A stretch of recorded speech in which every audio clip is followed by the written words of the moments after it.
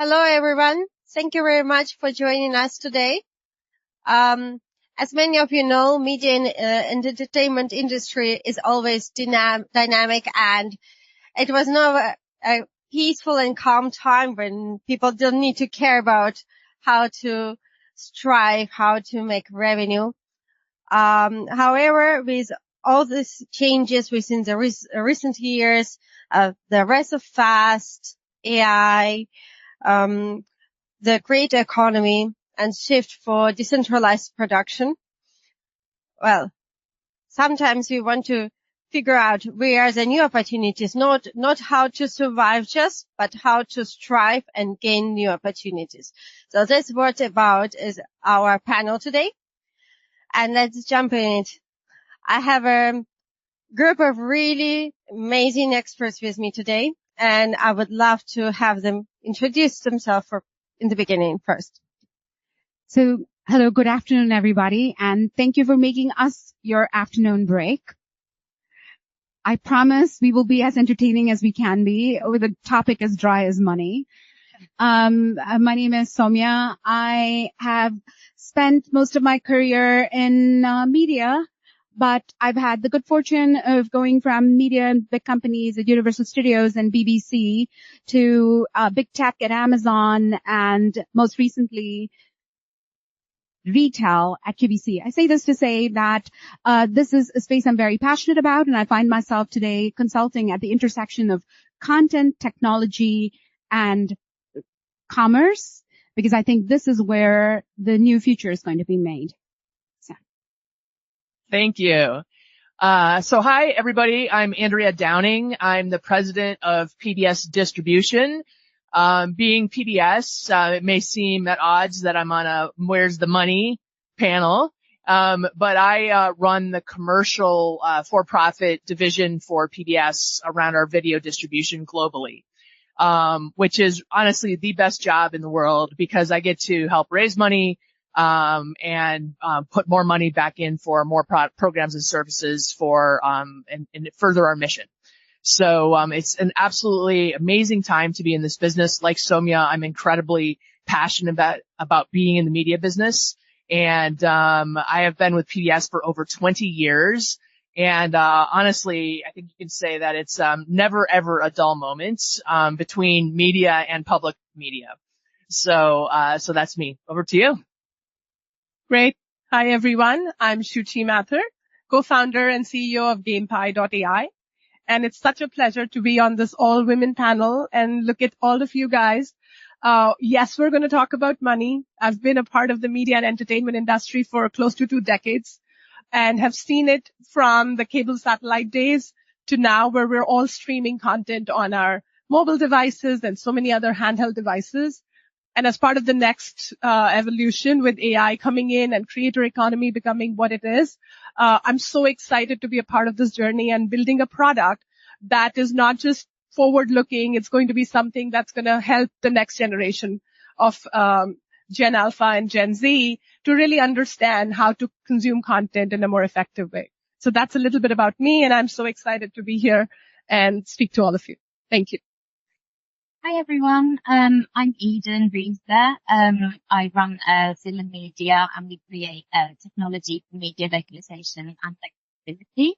So I'm very involved in the cloud space, the security space. That's kind of what we do. I'm thinking about how to get content to local audiences and audiences that might sit on the margins of, what people generally think about. So people who need like audio description, and other accessibility features. So that's where I kind of come in, thinking about how to reach those things. Okay, and my name is Can you hear us okay back there? Okay, perfect. And my name is Yulia Lukyanova. I work in Vinova. We are doing LCVC, MPEG-5 LCVC codec and different video solution, focusing on video data compression solution primarily. I'm new in the industry, but I'm quite passionate about seeing how it develops and evolves. And here I'm starting with my first question. So with all the media industry being in flux, cord cutting, streaming wars, ad-supported models, is current market environment creating more opportunities or more challenges for revenue generation? We'll start from this end, and I want to hear perspective from each of you. I'm actually going to ask the audience, who do you think is the most profitable media company out there today? Most profitable for everybody? I heard YouTube. Any YouTube? other? YouTube, yeah. Okay. So look, I actually think that we as a media business haven't made it easy for consumers. That's the reason I asked you all, because when I try to ask, what are you watching on TV? I don't know that anyone can tell me. Whereas yesterday you could have said, I'm watching PBS, and it would have been very easy. And then you further say you're watching, and you think that company is going to survive long enough? Are they making money so you can continue to watch them 5 years? That answer gets harder. So no, I don't think we're making it easy for anybody. I think we're in a world of flux. All right. So this is, it gives me an opportunity to use one of my very favorite quotes, which is, content is king, but distribution is queen, and she wears the pants. Right? Jonathan Perlman, formerly with BuzzFeed, right? And, I think content is at the juxtaposition of everything that we do. And when you think about so many of the conversations you're probably having today around AI and short form and versus long form, and does the user even notice a difference? And Shelley Palmer had an article a couple of days ago. If you don't notice there's a difference, there's no difference, right? What is quality these days? From a PBS perspective, quality is everything, right? If we put out that's our thing. So it's a huge thing that's on our minds. To Soumya's point, fragmentation of viewer watching, it makes it so hard to get the viewer's attention.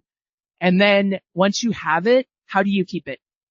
And so we have I think of it as a flywheel, right? Where we need to have content on all of these platforms, not just owned and operated, but also on YouTube, and also on social video, and also on SVOD channels, and also here and here and here.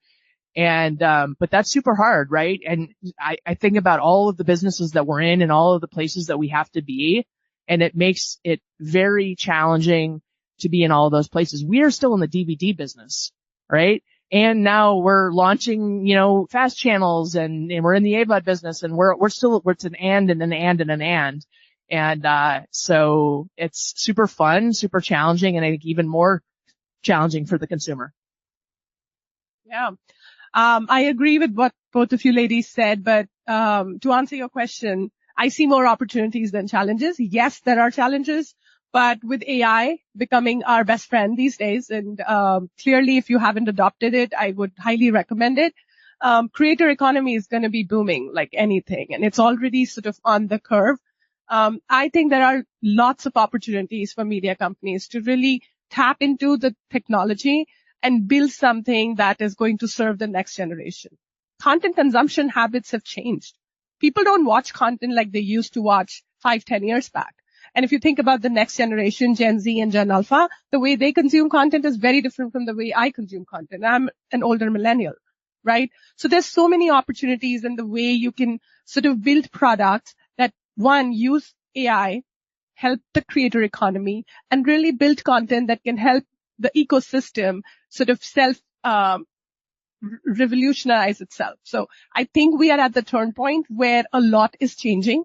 This fragmentation is real, but at the same time, I think there's going to be a lot of merger and acquisitions. A lot of companies will unfortunately not survive it. A lot of new companies will come by and will create technology and systems that will take us to the next 20 years, I guess. I think I would slightly echo Shuchi in that, yes, I also feel very optimistic about opportunities versus challenges. I would say that, it is a very challenging time. There's challenges everywhere you look. But with every challenge comes 1, if not 5 opportunities, right? A challenge is a problem. A problem is an opportunity, because if you have a solution, there you go. So I would say there's a lot of opportunity. So, Shuchi, you had mentioned the creator economy is busting. How do you see AI further fueling its growth, and what monetization models might emerge for creators in this AI revolution? Yeah. So, I mean, creator economy is definitely evolving to a place where I think the total market cap today, if I read the reports, is 100 billion, and it's with the B, and it's only going to go further. And with AI, there's a huge chance that creators are going to adopt not just production, editing skills, but also marketing. Shuchi, where's the 100 billion coming from? It's a report. I'll share it with you. It's the overall marketing, production, a lot of that. I'll share the report with you. Well, by the way, here we are. So it has to be Evan, right? Somewhere. Evan's everyone's here. He's not here. So, yeah. No, I don't believe the creator economy is quite that big. Yeah. No, for sure. But, I mean, I'll definitely share with you where the number is coming from. But I think going back to the point, creator economy is something that is going to change the way content consumption and content generation is going to happen. Brands are going by and asking content to be created for their brands. Everyone wants to tell a story. A story is what sticks. That's how you sell content.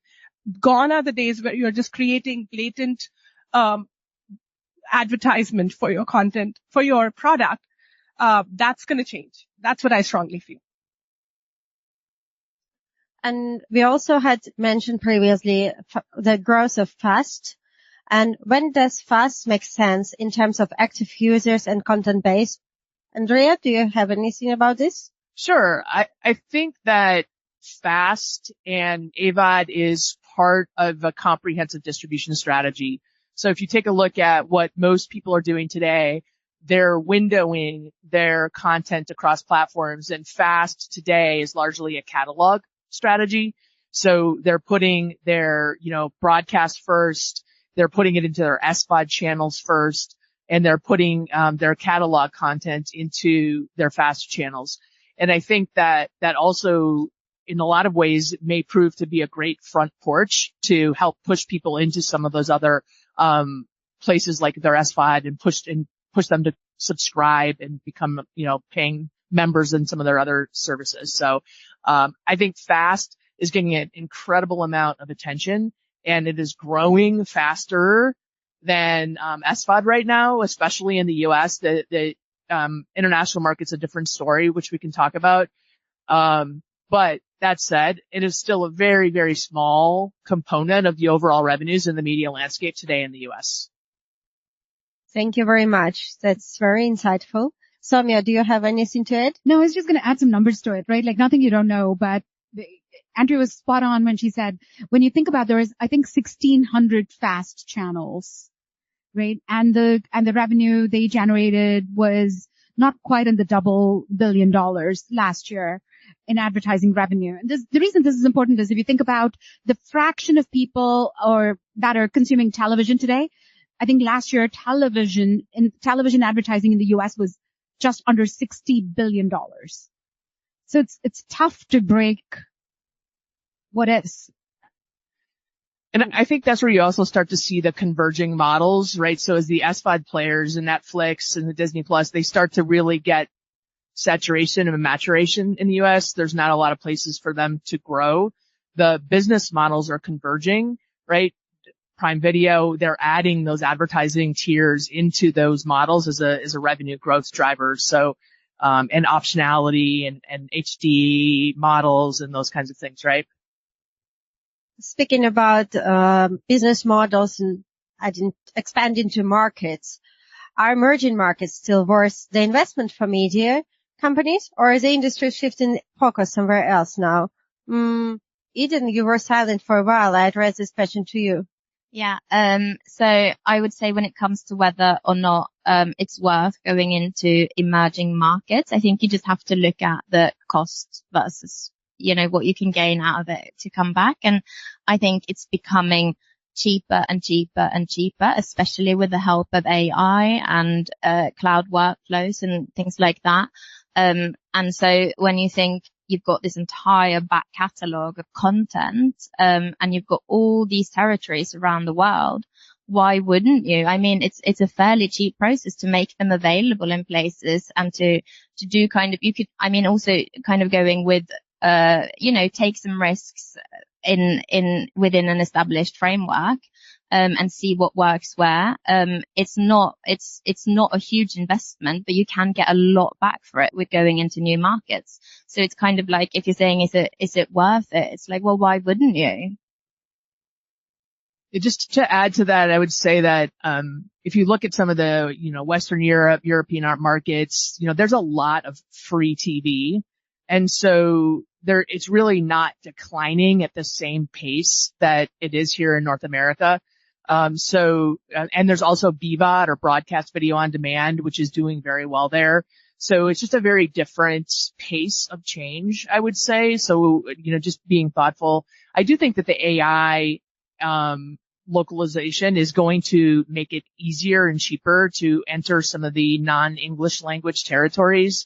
But for smaller plays, like, niche channels type of things, it's still pretty expensive to get into those markets. Okay. And speaking of content consumers, how have your expectations around content quality, variety, and access influenced the way how streaming services approach the content creation and delivery? Soumya?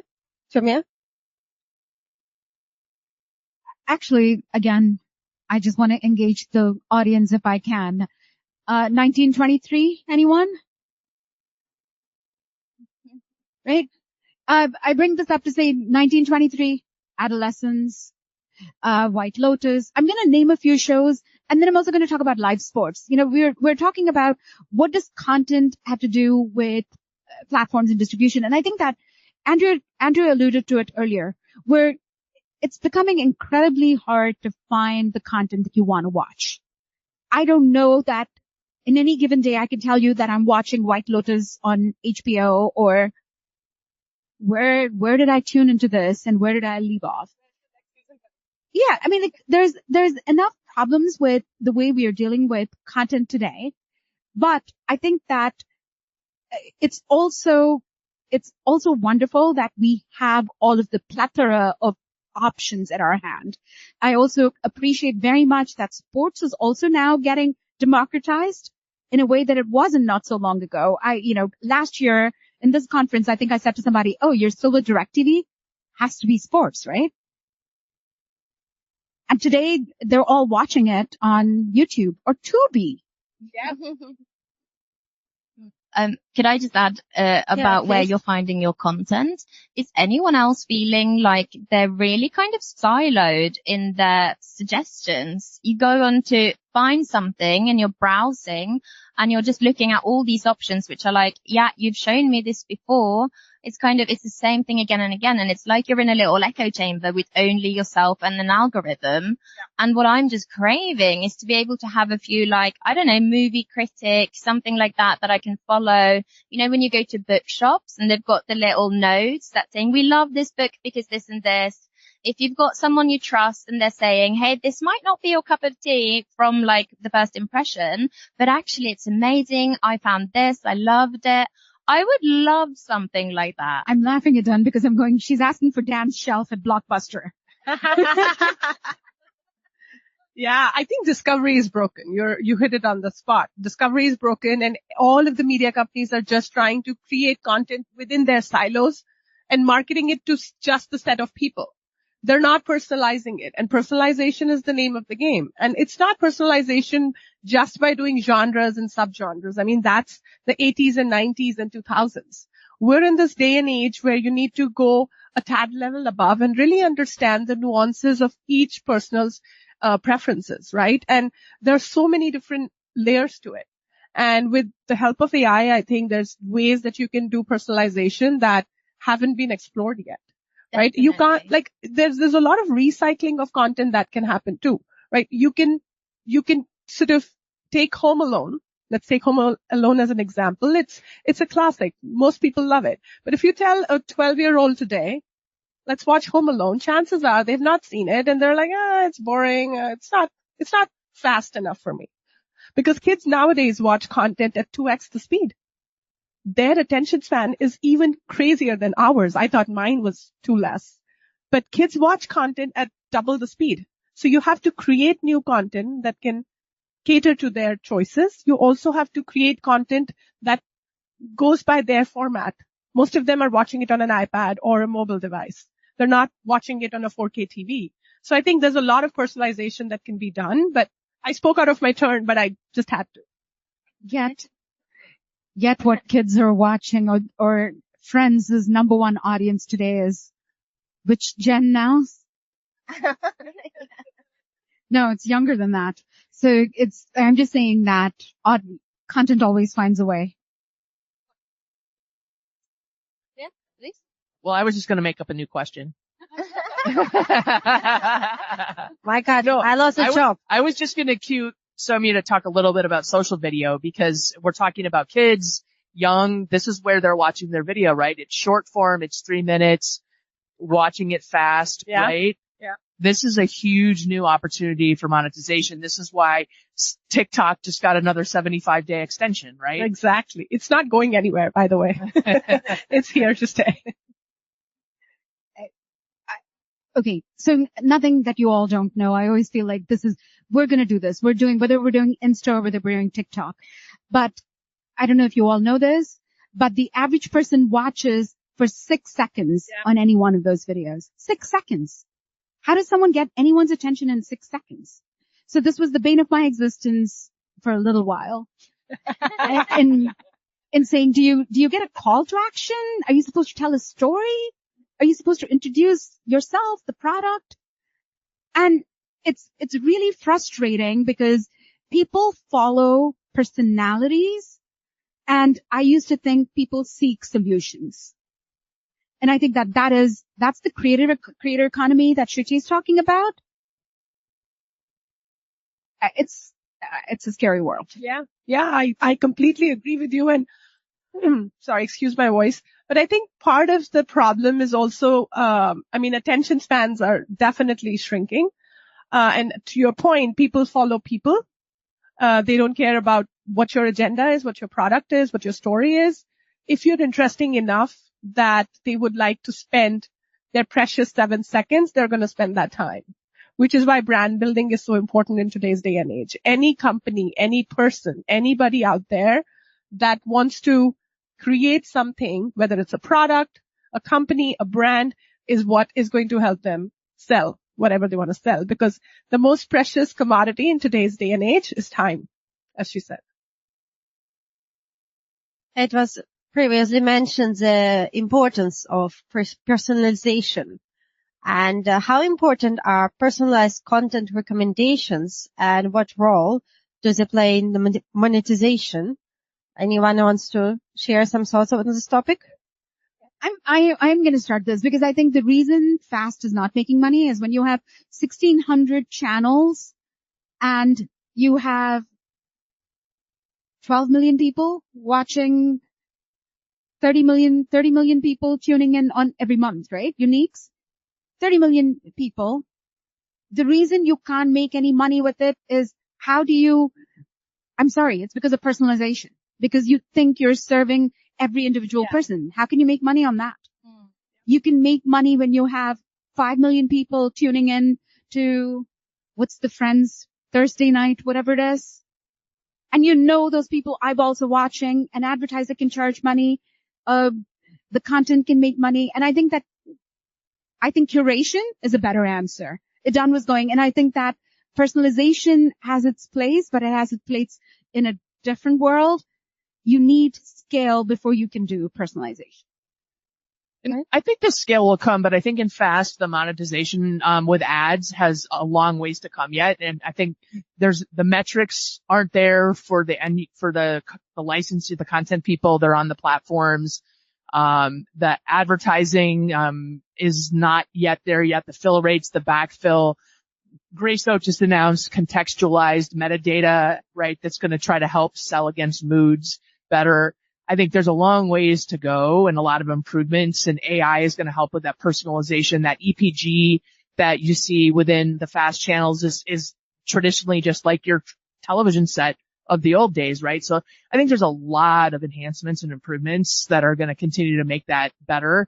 I also think that the fast companies, really leaned hard into linear, but they're also now leaning equally hard into VOD and AVOD, so that, if you go in and you see a show in that linear experience, but you want to start in the beginning, you can go pick it up in the VOD space, and you're not stuck in that linear experience the entire time. So I think there's going to be a lot of enhancements and improvements overall from the ability to monetize it and the user experience as well.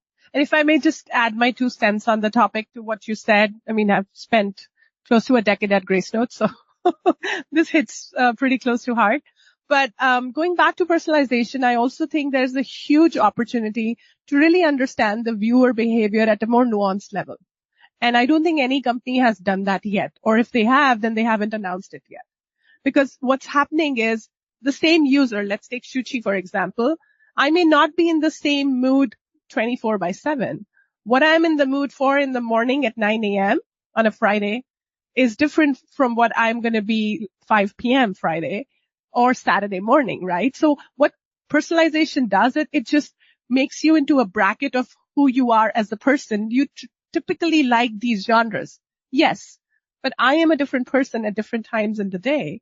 And based on my mood and a lot of other factors that are at play, what is in the news? Where is my attention going? Is it time for me to listen to a podcast? Is it time for me to watch a movie with my husband? Is it time for me to watch a family-friendly show? The different content for different times for the same person. That personalization, I don't think has happened. Is LiveRamp here? Are they listening? Here's an opportunity for them. Somebody make this. I so agree with you. Lunch break is not the same as evening with dinner. And I want some high quality stuff here right now. Also on personalization, I just want to say, if anyone is out there looking for the money with their content, people with disabilities have money too. And if you can lock in on the audience that needs audio description, if you can be the best audio description provider and add in that to 80% of your content, create features that allows them to filter so they only see options with audio description. I mean, I don't need that, but I have an app. So I'm Norwegian, and I have an app with the Norwegian PBS, basically, that I like to watch sometimes. And it's very, very, very frustrating because, only some of the content is available in England where I live, but it doesn't say what is and what isn't. So you spend time, you're searching, you're like, what am I in the mood for? Is it lunch break or is it evening? And then you find something and you're like, yes, this is it for me. No, not available here. And it's the same experience for people who need audio description. So if you can provide that functionality, I only want to see the options that are relevant to me. And by and large, I'm going to have all of the options, or 80%. You're going to create a very loyal market segment. I agree. Sometimes the context is also important for personalized content recommendation. We also had mentioned previously a fragmentation that happens in the industry. So due to fragmentation partially, there is quite a competitive environment now. And how do the content creators and distributors are collaborating to navigate this landscape? Andrea? Sorry, could you hold the mic a little closer and just repeat it a little bit? Oh my God, sorry. No worries. Yeah, how the content creators and distributors are collaborating to navigate this competitive environment that was created due to fragmentation. Yeah, I think the content creators are, in a lot of cases, right, if they're on YouTube, they're now, building their audiences, building their followers, and building their communities. And then Netflix is identifying them, and Prime Video is identifying them and going out and creating series, and it's additive. Like, they're not going out to, take them off of YouTube, but creating an additional thing. Mr. Beast, just did that very incredibly expensive, successful show on Prime Video. So I think there's lots of opportunities for some of that creator economy to also be in some of those premium spaces. Anyone else wants to add anything? Sonia? Again, not to be the naysayer on this panel, but there's, of the 110 million or so creators on YouTube, only 3 million of them have barely monetized. And about 60,000 of them are actually making money that matters. So in all of this, I feel like, it's a race to figure out if you can stay above water.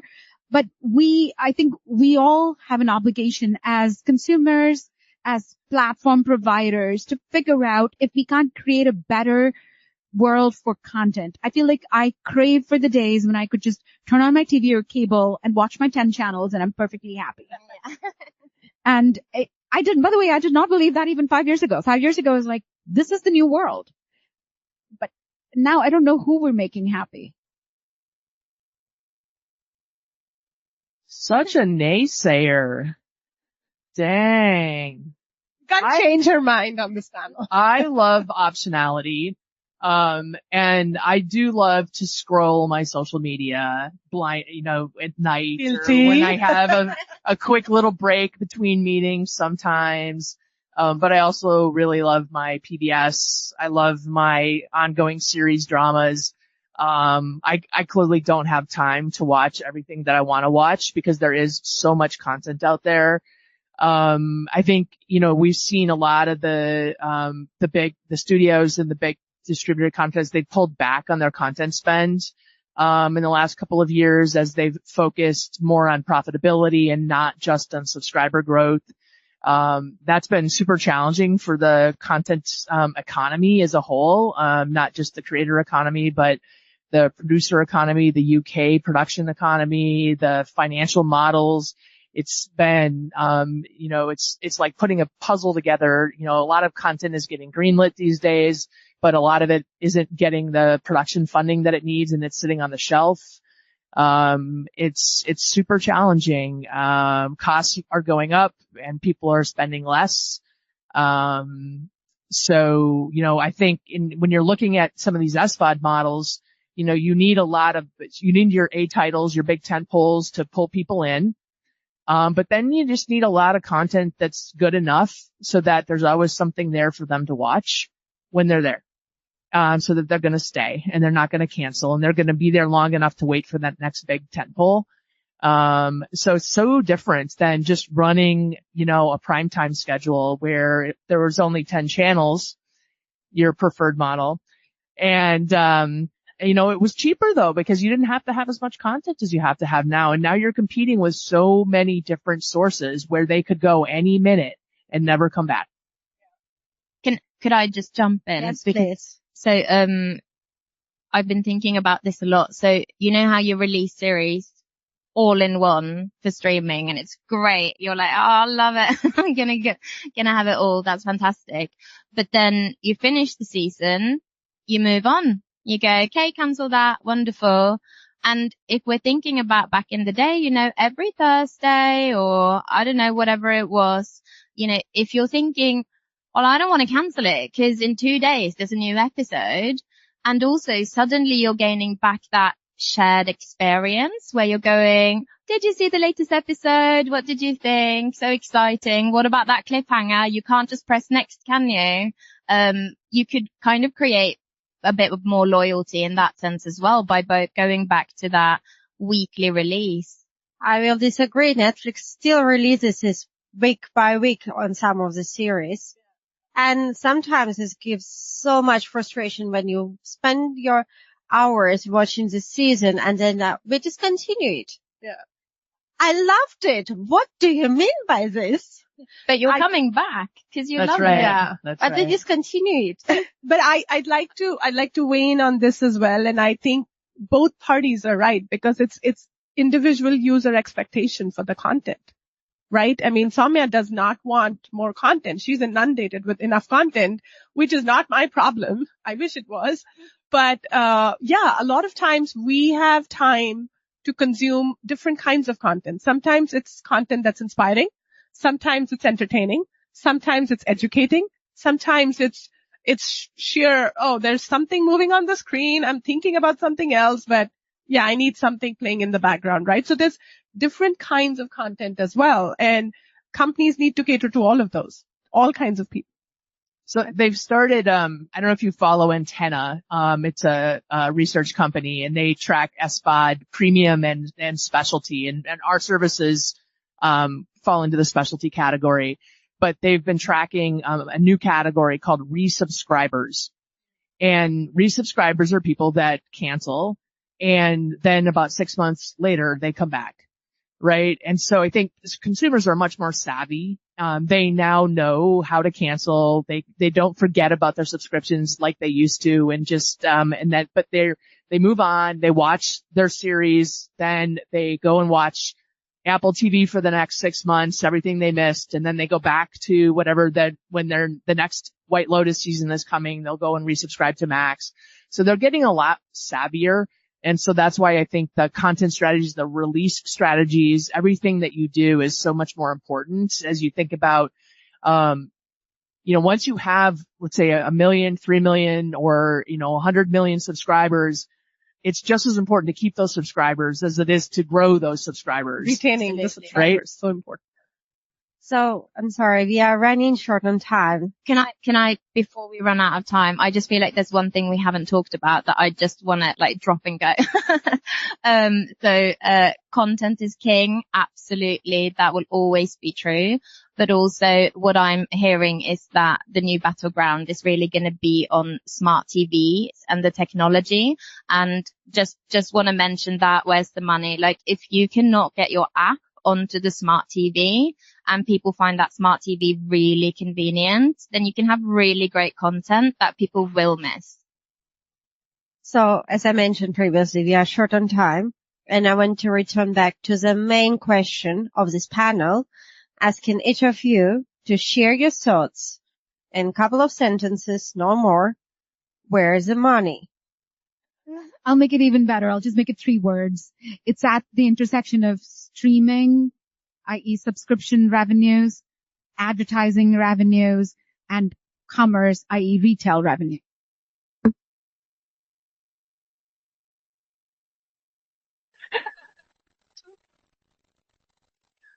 Ditto.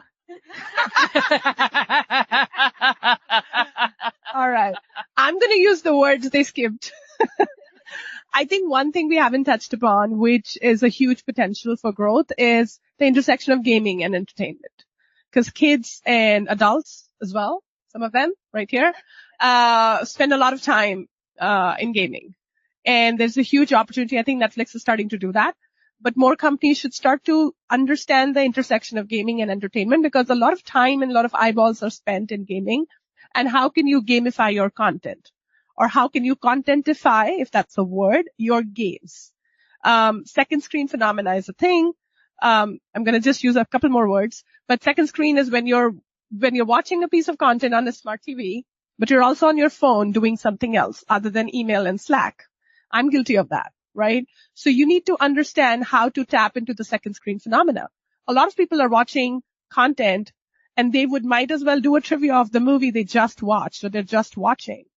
Or some kind of gamification of whatever movie or show they are watching on their mobile device, because their attention is divided. There's a huge opportunity there. There's money there. Nobody's taking it yet. Thank you for poking into my hobbies.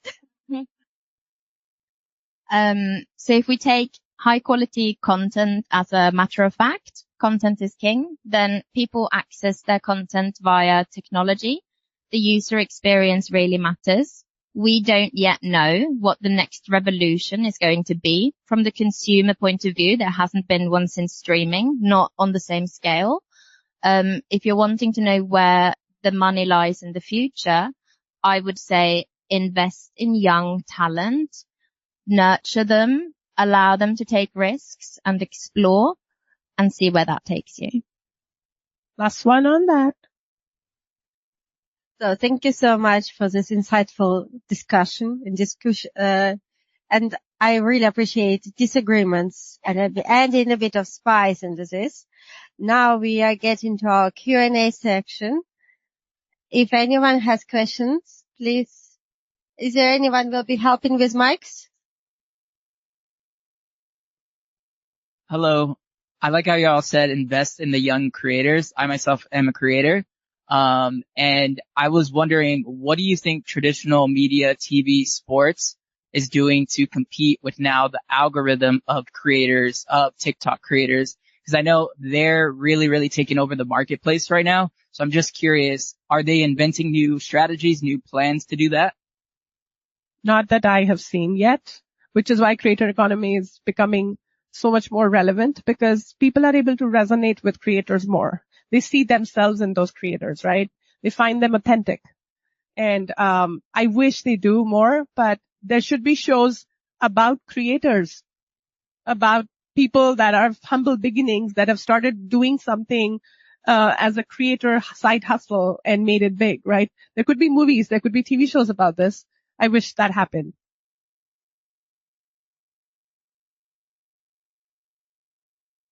Hi, my name is Key Motion. I'm a creator in Atlanta. Y'all were mentioning about the subscription. So I have a question specifically about the subscriptions. If I'm starting a show on YouTube or anything, what time frame should I actually start charging people for a subscription? Because, there's a situation where I start watching something and it's free. And then when it gets good, it's like, oh, you got to pay $3.99. And it's just like, all right, I thought it was free. So what's a good time frame that I should actually start making people pay? You should make sure that you have enough audience first. Once they're hooked, I guarantee they will pay. Yep.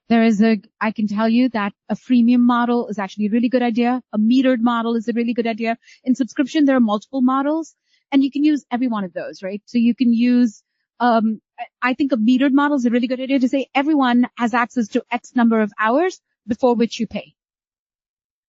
Yep.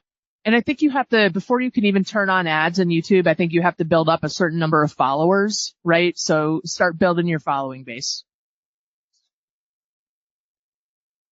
Yeah, I'm curious if anybody can think of a workable system for cross-platform curation, because I share that frustration, and it's not in the interest of any channel to offer that, but the sites that can do it have their own problems. I'm just thinking of how much content has a 20, 30 point gap between the Rotten Tomato critic score and the audience popcorn score. Is there a workable system that anyone can see?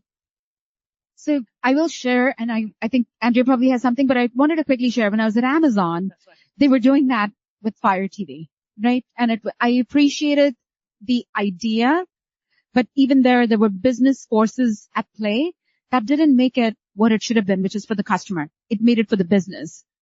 Yeah. The ads versus the channels teams versus the TVOD team versus the Prime Video. Yeah, I think Prime Video, in that ecosystem does it better than anybody else. But I do think that the operating systems as a whole have a better opportunity to, help with that discoverability across apps and start to pull in to their search engines differently than and across apps better than anybody else does. I think it's going to happen on the operating systems. I would just love this experience. Like you tune in, you've got your lunch, it's getting cold, you don't know what to watch. So you turn on the video with your favorite, I don't know, film critic, and you watch them chat about what they've been watching. How good is that? Suddenly you've got like 5 new recommendations and you haven't wasted a hot meal. That's what the creators will do for us, right? You'll do it on TikTok and you will tell us. And charge us at some point. Right at the end, closing question. Along those lines, discovery for the customers. We found that customers really don't care who owns what. And 100%. Right. No one cares. Case in point, I forgot the Dodger game last Friday was an Apple TV Plus. I'm like, where is it? Where do you see, like, who's going to fill that role? Not necessarily with the, what do you call it? With the scores and whatnot, but just the discovery of it all. So it's just one place, because I don't accept that all the different SVOD services are just another analog for different channels that one would have watched in the old world. It's the OSS, which is what Andrea said, and I do think they're all trying to do it, but they're not doing it as well. I think Prime Video and Fire does it the best. And look, even on Roku, right? Like Roku has its own search. I don't know how, or LG does. It's just not clean. The data, the XML that I used to feed it used to frustrate the heck out of me that I was feeding the exact same BritBox XML into every one of these platforms, but every one of them was using it differently. But to your point, the idea is the same, right? Like I search for Dodgers game. It should give me all the options. You can watch it over here for free. You can watch it here with a subscription. You can watch it here ad supported. They don't do it. There are a few companies in my experience. I've worked with one of them. Real Good, for example. It's a layer sitting on top of streaming services. What it does, it helps you with content discovery. Has content discovery been solved? No. But can it do it? A better job of doing it? Yes. I think what you need to do is this is my vision for the future, hopefully, but have a layer that sits on top of all of the places of content that you have. And then based on your personality and your moods, it tells you this is what's on TV. You shouldn't care to get into a specific streaming service, but you should be able to tune in and watch. It should have deep links to it. Real Good does a decent job of that. But to your point, yes, discovery is still broken. There needs to be work done to mend it. But there are a few streaming aggregators. Gracenote also has some products that does a little bit of content discovery, but it is still pretty siloed. So did you find the game and watch it? Did you subscribe to Apple TV Plus to do it? Yeah, but you still don't, yeah. And sometimes when you watch TV shows, you're like, oh, season 3 was on whatever, Paramount. But season 4 isn't. You have to go back to the maze and figure it out.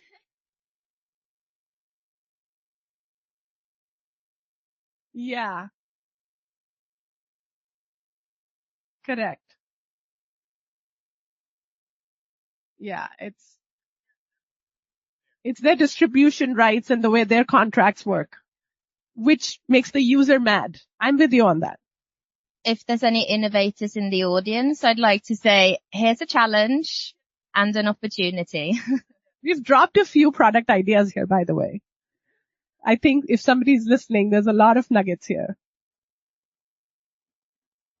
So thank you, everyone. Thank you all.